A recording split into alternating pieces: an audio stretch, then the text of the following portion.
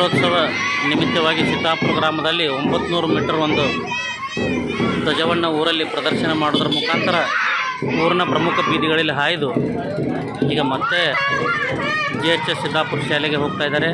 ನಮ್ಮ ಎಲ್ಲ ವಿದ್ಯಾರ್ಥಿಗಳಿಗೆ ಸ್ವಾತಂತ್ರ್ಯೋತ್ಸವದ ಶುಭಾಶಯಗಳನ್ನು ಕೋರಿ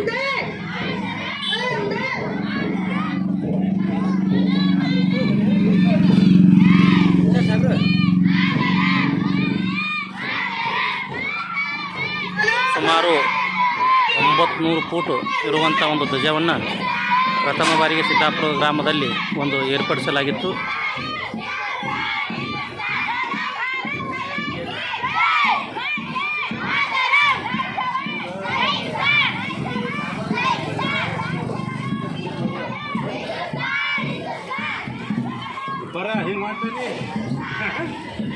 ಶಾಲೆಗೆ ಹೋಗೋದಿಲ್ರಿ ಅವ್ನು.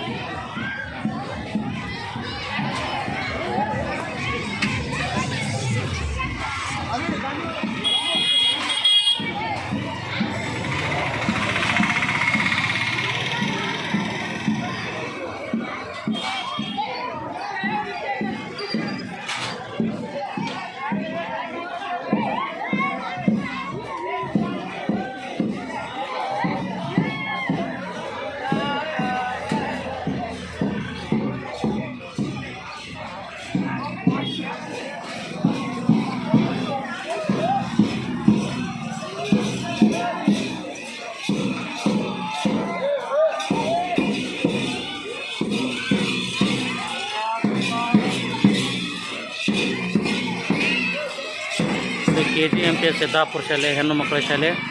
ಇಲ್ಲಿ ಕೂಡ ಜಗತಿಬಾಯಿ ಲಕ್ಷ್ಮೀಬಾಯಿ, ಪುರಾಣಿ ಚೆನ್ನಮ್ಮ ಮತ್ತು ಒನಕೆ ಓಬವ್ವ, ಅದೇ ರೀತಿ ಹೇಮರೆಡ್ಡಿ ಮಲ್ಲಮ್ಮನ ಒಂದು ಪಾತ್ರಧಾರಗಳನ್ನು ನಿರ್ಮಾಣ ಮಾಡಿ ಈ ಒಂದು 76ನೇ ಗಣರಾಜ್ಯೋತ್ಸವದಲ್ಲಿ ತಾವು ಕೂಡ ಒಂದು ಪ್ರಮುಖ ಆಕರ್ಷಣೆಯ ಒಂದು ವ್ಯಕ್ತಿಗಳನ್ನ ತೋರಿಸಿರ್ತಾರೆ. ಅವರಿಗೂ ಕೂಡ ತುಂಬ ಹೃದಯದ ವಂದನೆಗಳು.